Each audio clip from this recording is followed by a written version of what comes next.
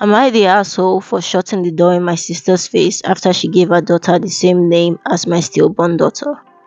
4 years ago, I, 30 female, lost my daughter Rosie to a stillbirth.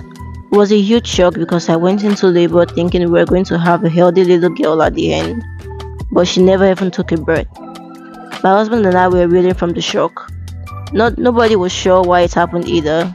We'd announced to people that I had gone to give birth, and then we had to notify people that she was gone. I don't remember much from the weeks that followed. I got so depressed I spent some time in the hospital after my husband grew so concerned about me. Last year, I gave birth to our son. His arrival was a real turning point for me. I had done all the therapy and healing I could, but having my son helped in a way nothing else could. My family were always aware of this. Everyone knew Rosie's name. I announced her name at my baby shower, and it was engraved on her arm. My sister announced her pregnancy in February, and I was so excited for her. When she said she was having a girl, she seemed to think that I might struggle hearing that, but I was honestly so happy for her. She never mentioned the name, I never asked. I have always believed something like that is up to the parents to reveal in their own time. My niece was born 3 weeks ago. My sister posted the announcement of her arrival with her name, Rosemary Rosie. In her post, she declared that baby Rosie would go by Rosie, but they had given her a substantial name because they cared about their daughter's future. And now they did not want to stick her with a juvenile nickname as her given name. I read through the whole post in so much shock that I had to get my husband to read it to see if he read it the same way I did. The post read as being so condescending towards my husband and I. The way she dissed the name Rosie as a full name while also using it, and never even gave me a heads up about it. The post received so much backlash that my sister took it down. Her brother told her she was a fucking bitch and to get rid of the post before my husband or I saw it. I did not acknowledge any of it was happening. I did not reach out to my sister and did not reply to texts from her. But I did talk to her brother and I told him I had seen the post and so had my husband. That we read it several times between us before it was removed. My sister came by my house on Wednesday. She did not call or text ahead of time. She just showed up and wanted to talk. I told her I had nothing to say to her and shut the door in her face. She rang our doorbell and knocked several times before giving up.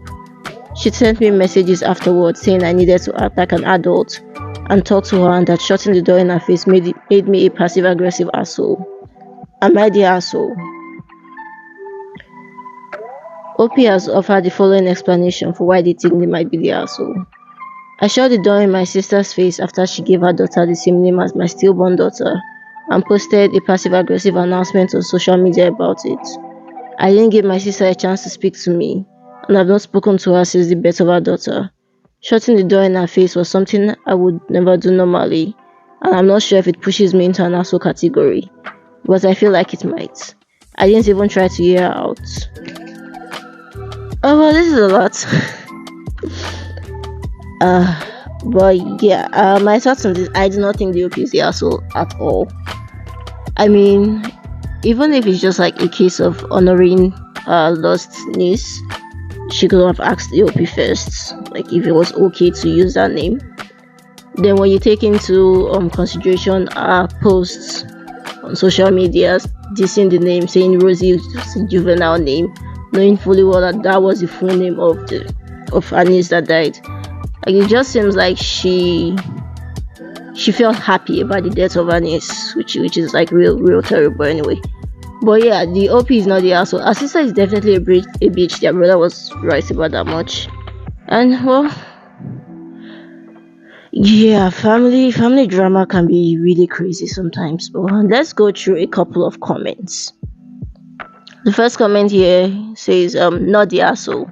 Entire post was passive aggressive about the name you chose first. She could have come to you and said, I want to name my daughter after my niece in tribute. But that's not what she wanted to do. She wanted to one up her sister. Which yeah, makes a lot of sense actually. But even in tribute is still kind of fucking weird. Other post said, I doubt the sister had any original plans for the name. It seems too coincidental that both OP and sister happen to like and want to use that name. To me, it sounds more like she wanted to use not only her baby, but her stillborn niece as a way to get a rise out of OP for some reason. Who uses a baby announcement to insult the name they chose as well as a stillborn baby than a complete monster? Very true, yeah. Her sister definitely had some hidden issues with her that she didn't know about. Weird. Okay. Husband, 29 male, cheated on me, 26 female, with a co-worker and lied about it for 2 years. My husband cheated on me 2 years ago. I was 6 weeks postpartum after having our third child. Things were tense between us on top of me having postpartum depression.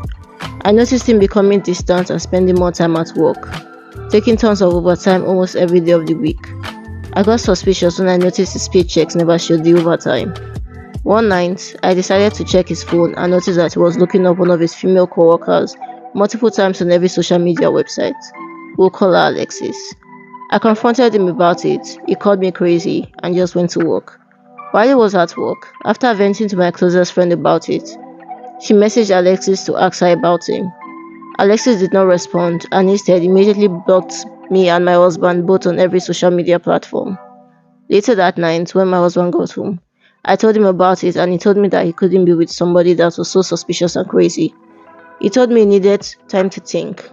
Long story short, he packed up his things and left to go stay at a friend of ours' house.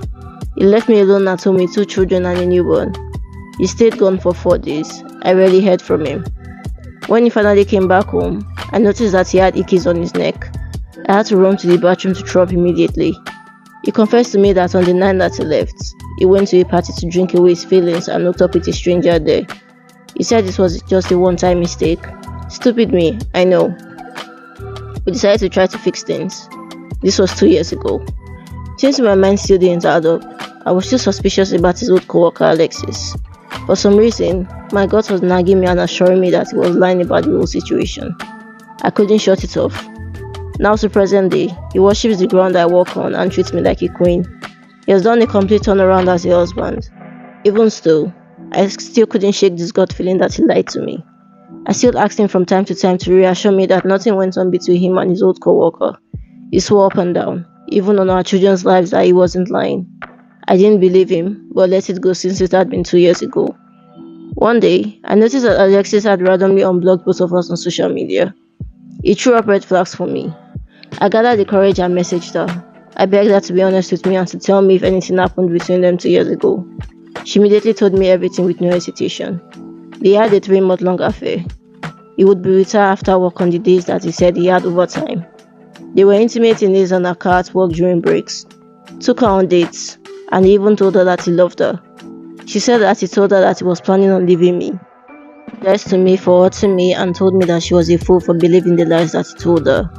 I confronted him immediately, and after 3 hours of him gaslighting me and telling me that she was just a crazy lying bitch, he confessed that everything she said was true. There was no party and no stranger. He was with her the whole time. Even now, I still get disgusted typing this. I feel physically sick. My heart is shattered. Half of me is glad that I know the truth, and the other half of me wishes that I would have just left it alone and moved on with my life instead of messaging her. My whole life is ruined. Oh well, to be honest, her life was going to be ruined regardless. I mean, in the case of a cheating man, other than, the emotional turmoil they will put you through, there's also the fact that you could actually get STDs from them. They are with random people, you have no idea their status, and then you could get sick.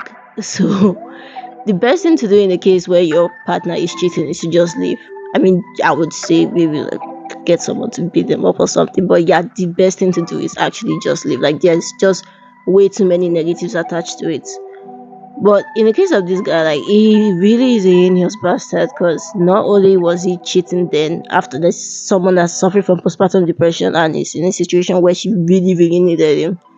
He was, okay, other than the cheating part, he kept on lying about it. And if the case with the Alexis was 2 years ago, that means that there could have been so many other women in those 2 years that she didn't even think about, because the only person she suspected was the Alexis girl. And that means the guy probably learned how to cover his tracks real well.